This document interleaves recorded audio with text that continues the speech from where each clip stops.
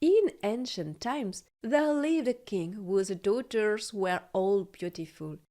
The youngest was so beautiful that the sun, which had seen so much, marveled every time it shone on her face. Not far from the king's castle there was a large dark forest, and in the forest, beneath in an old linden tree, was a fountain. One hot day the princess went into the woods and sat by the cool spring. And as she was bored, she took her golden ball, tossed it into the air, and caught it again. It was her favorite game. It so happened that the golden ball, instead of returning into her hand, fell to the ground and rolled straight into the water. The princess watched it, but the ball vanished. The fountain was so deep that the bottom couldn't be seen. The young girl began to cry louder and louder.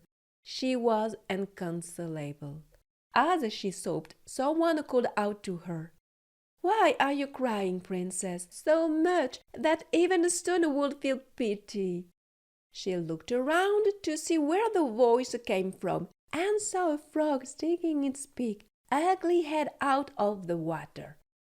"Oh, it's you, old Splasher," she said. "I'm crying over my golden ball that fell into the fountain." "Stop crying and calm down," said the frog. "I'll help you, but what will you give me if I bring back your toy?" "Whatever you want, dear frog," she replied. "My clothes, my purse, and diamonds, even the golden crown on my head."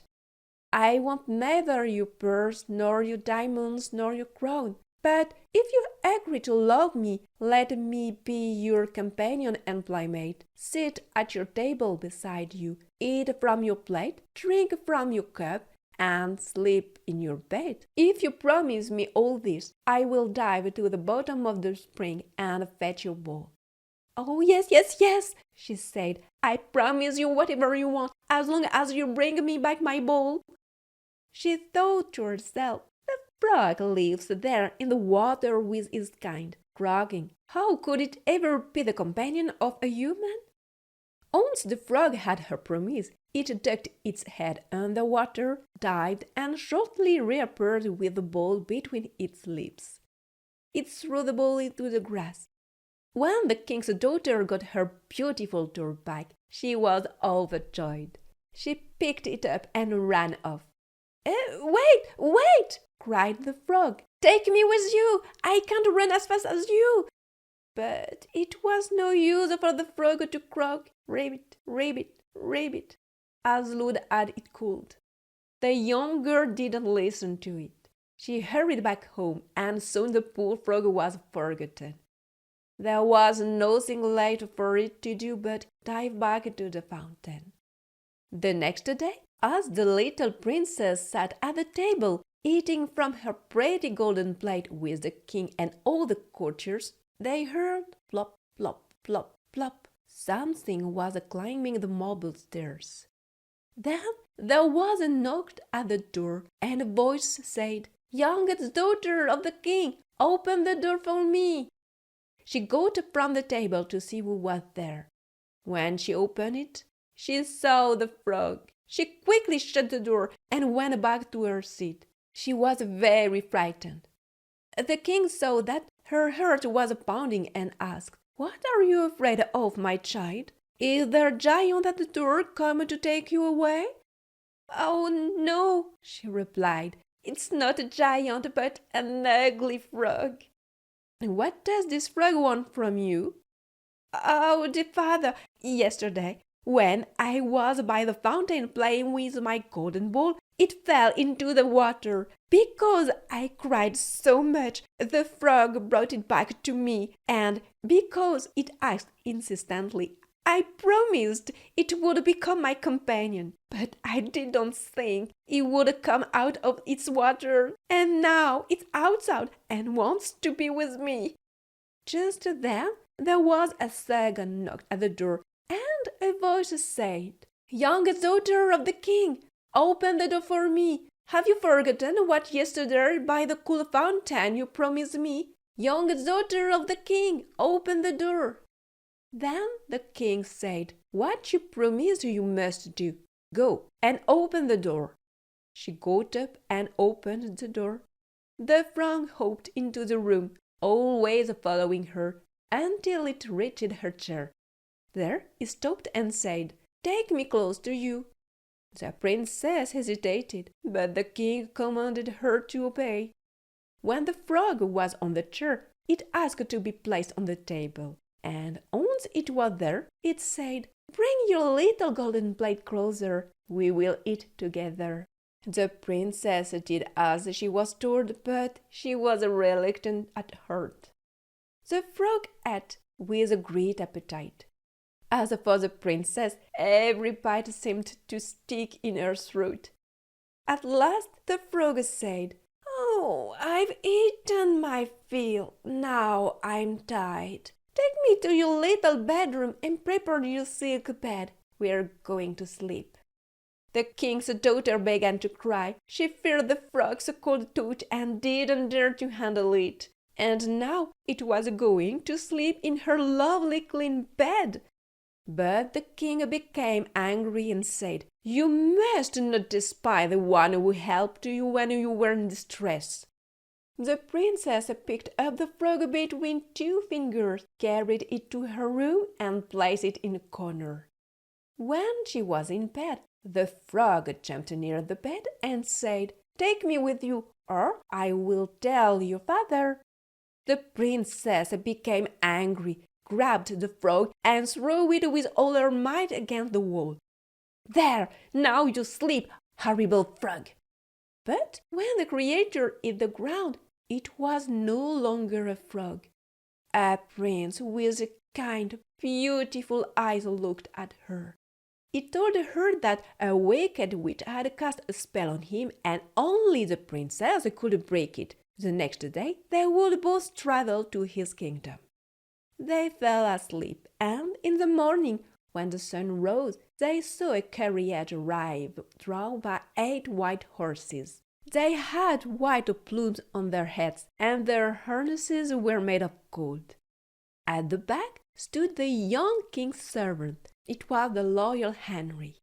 He had been so heartbroken when he saw his master turned into a frog that he had bound his chest with 3 iron bands to keep his heart from bursting with grief. The carriage was to take the prince to his kingdom.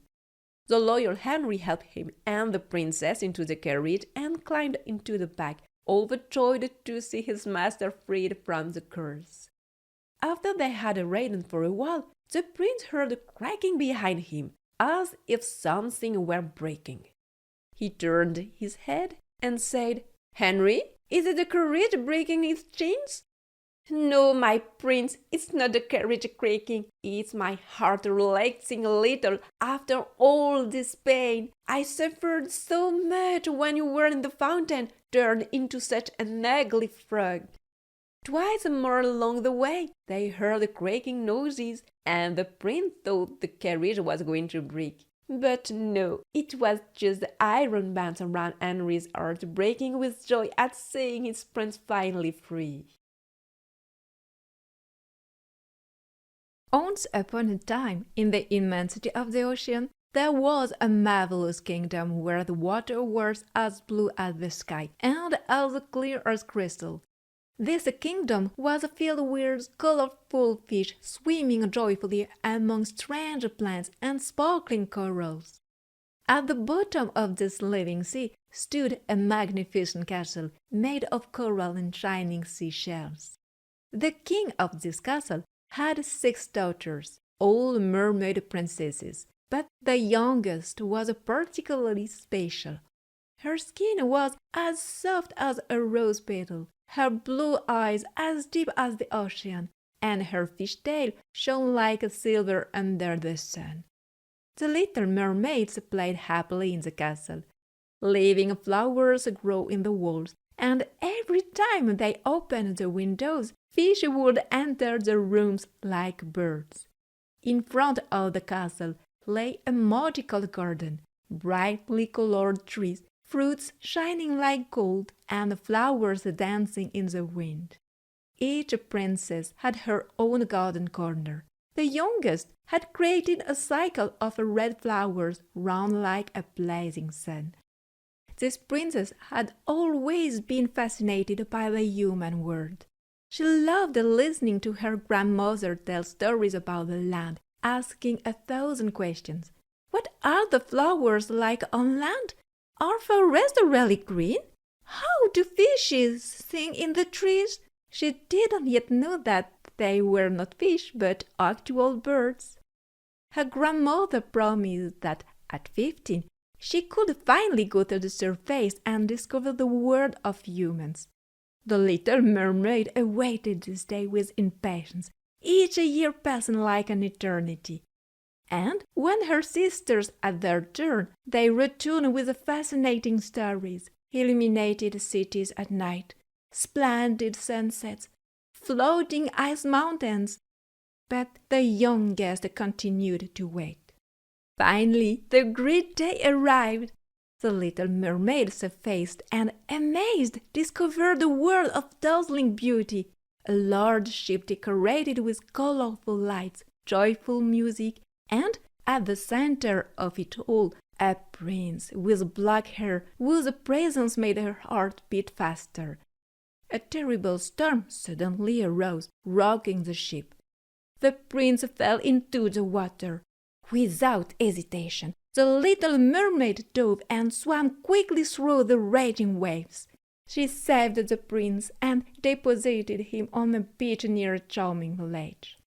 She then moved away, her heart heavy, knowing she had just fallen in love.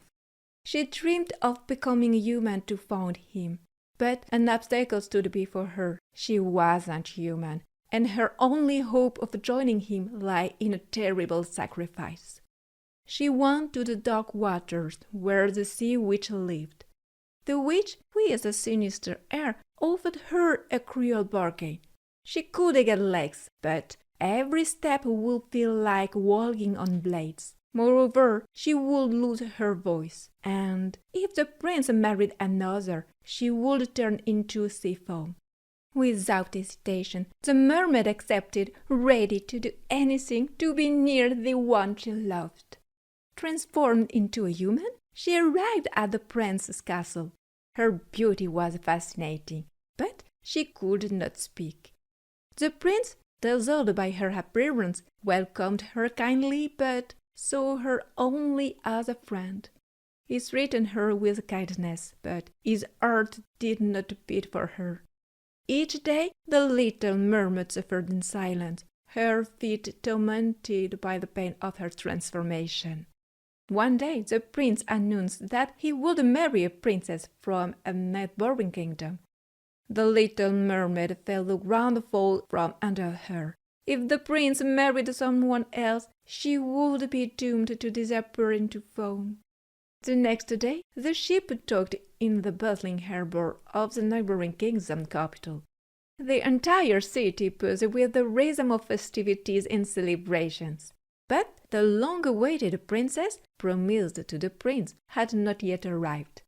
The little mermaid, filled with a mix of curiosity and sorrow, anxiously awaited the moment she would see the young woman who had won the prince's heart.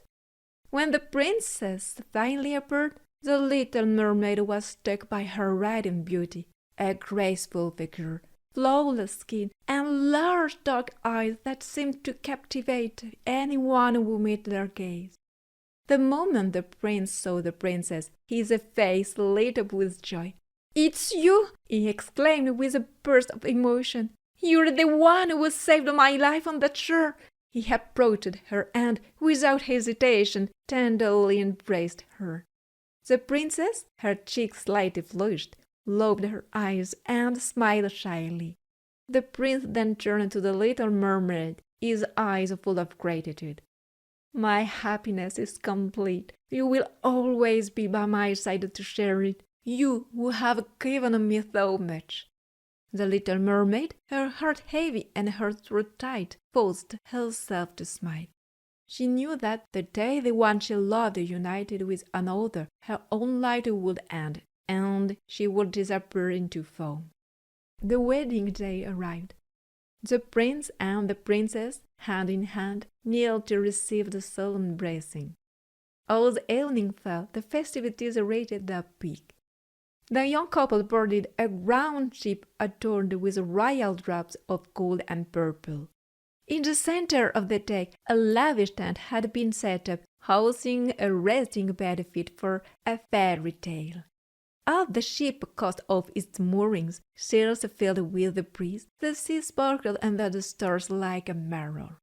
As the night progressed, lanterns of all colors were lit, bathing the ship in a magical glow. The sailors, carried away by the general euphoria, began to dance on the deck. The little mermaid, though abandoned, joined them, light and graceful like a breeze of wind. She danced for the prince, for the one she had sacrificed everything for, her voice, her family, and even her future. When the festivities finally died down, the young couple withdrew to the royal tent. Silence fell over the ship, broken only by the sound of the waves. Only the headsman remained awake, watching over the wheel. Her sisters, seeing her distress, brought her an enchanted dagger given by the witch. If she killed the prince with this weapon, the little mermaid could become a mermaid again and escape her grim fate. But her love for him was too pure, too selfish. Unable to harm him, she chose to surrender to her fate. Yet her sacrifice did not go unnoticed. The spirits of the air, moved by the nobility of her act, took her in and offered her a new chance. And so the little mermaid ascended, light as a wind, carrying with her the hope of a deserved eternity and the promise of a brighter future. Once upon a time, in a snowy forest, there was a little hedgehog named Hare. Hare had a cozy nest under a tall fir tree, well hidden in the dead leaves and twigs. But that night, the snow was falling so heavily that his nest was completely buried. Hare was shivering with cold. "What am I going to do?" he wondered sadly. "I can't stay here. I'll freeze." Hare decided to go look for shelter.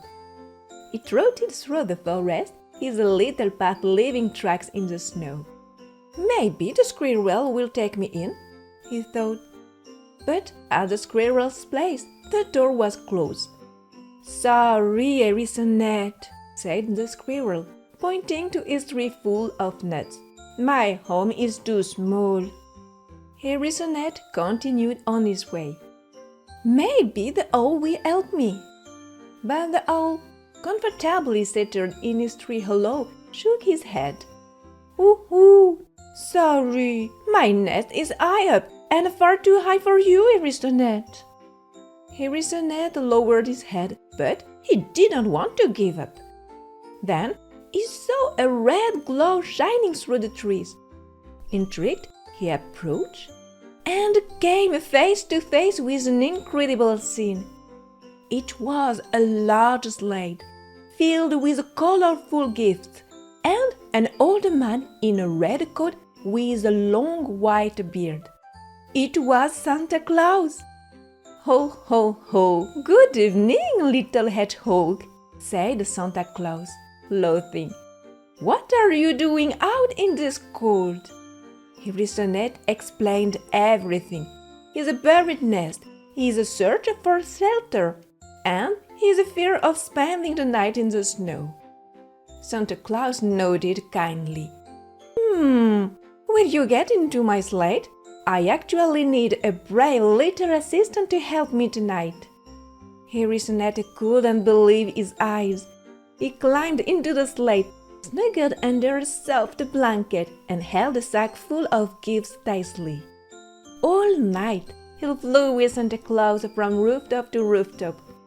Hare helped him check that every gift was properly delivered. In return, Santa Claus promised him a special place to spend the night. When the round was finished, Santa Claus drove the sleigh to the top of a hill. There, At the foot of a tree sparkling with 1,000 lights was a small wooden cabin filled with warm, fragrant straw.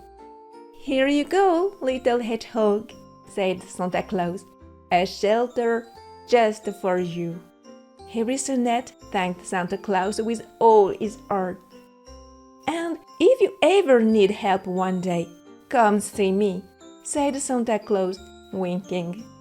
Since that day, Harrisonette has told all the animals of the forest about the incredible night he spent with Santa Claus. And every year, on Christmas Eve, he decorates his tree in memory of that magical adventure.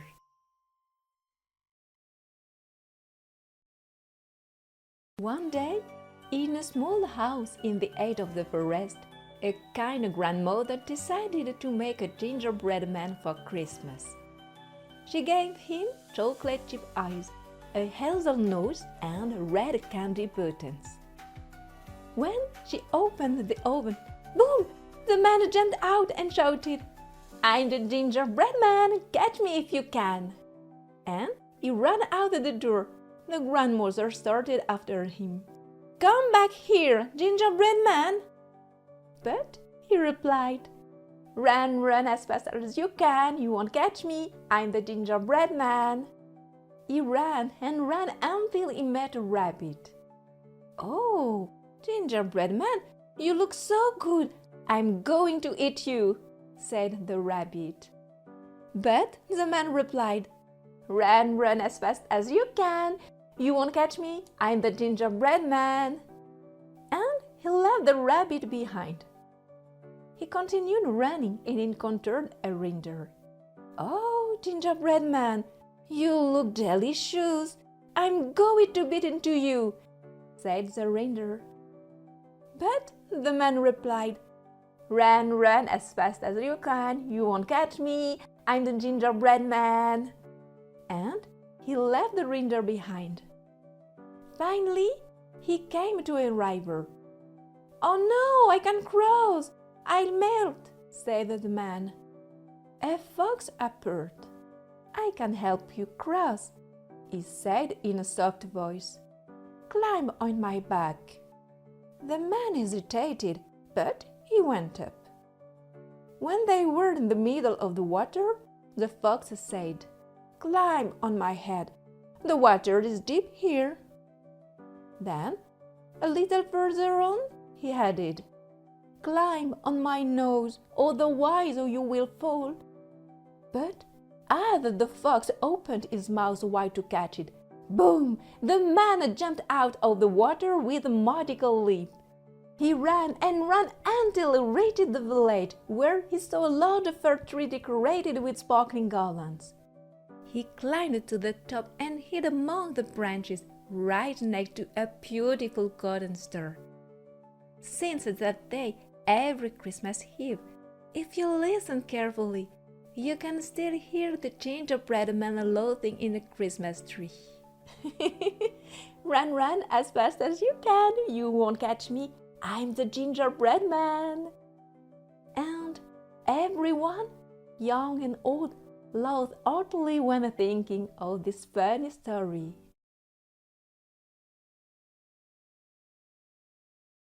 Once upon a time, there was a little red hen who lived in her small house all alone. An old fox, clever and cunning, lived among the rocks on a hill not far from there. At the bottom of his den, Master Fox dreamed day and night of a way to catch the little red hen. "How tender she must be," he thought. "If only I could boil her in my big pot! What a splendid supper for my old mother and me!" But he couldn't overcome the little red hen because she was too clever and too cautious. Every time she went out, she locked her door, took her key, and when she came back, she carefully locked herself in and put the key in her apron pocket, along with her thimble and scissors.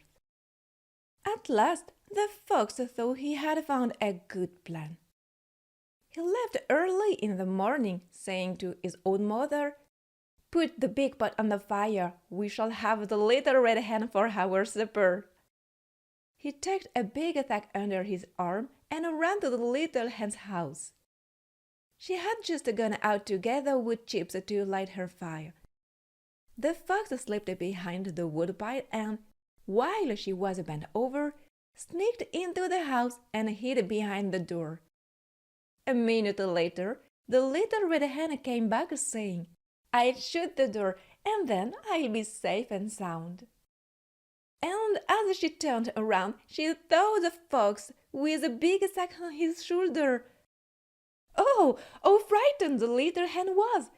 But she didn't lose her head. She dropped her wood chips and flew into the tallest cupboard, from where she cried out to the wicked old fox, "You don't have me yet." "We shall see about that," said Master Fox. And what do you think he did? He stood on the floor just below the little red hen and began spinning after his tail around and around, faster and faster, so that the poor little hen was so dizzy that she lost her balance and fell right into the big sack that the fox had placed wide open beside him. He threw the sack over his shoulder and set off for his den, where the pot was boiling on the fire. He had to climb the whole hill, and the path was long. At first, the little red hen didn't know where she was, because her head was spinning so much. But after a moment, she came to her senses. She then pulled her scissors out to her pocket and, snip, made a small hole in the sack and poked her head out. When she reached a good spot, snip, snip, she slit open the sack, slipped out, holding on the bottom of the sack, and quickly she stuffed a big stone into it. After that, she flew off as fast as she could to her house, where she locked herself in very carefully. The old fox continued on his way, very happy with the stone in the sack, and saying to himself, "How heavy this little red hen is! I didn't think she was so fat. She's going to make me a splendid supper." He arrived quite tired at the den, and as soon as his old mother saw him, she shouted to him, "So, do you have the little red hen?" "Yes, yes," he said. "Is the water hot?" "It's boiling furiously," said the old mother. "Then be careful. Take off the lid of the pot. I'll shake the sack and drop the little red hen into it, and you watch carefully in case she tries to fly away." The old mother fox removed the lid from the pot and stood very close. The fox slightly opened the sack, without looking inside, took it by the bottom and shook it over the pot. Plop! The big stone fell into the pot, which overturned and scalded the fox and his old mother, so that they were so badly burned that they died. And the little red hen stayed in her small farm, where she lived happily all the days of her life.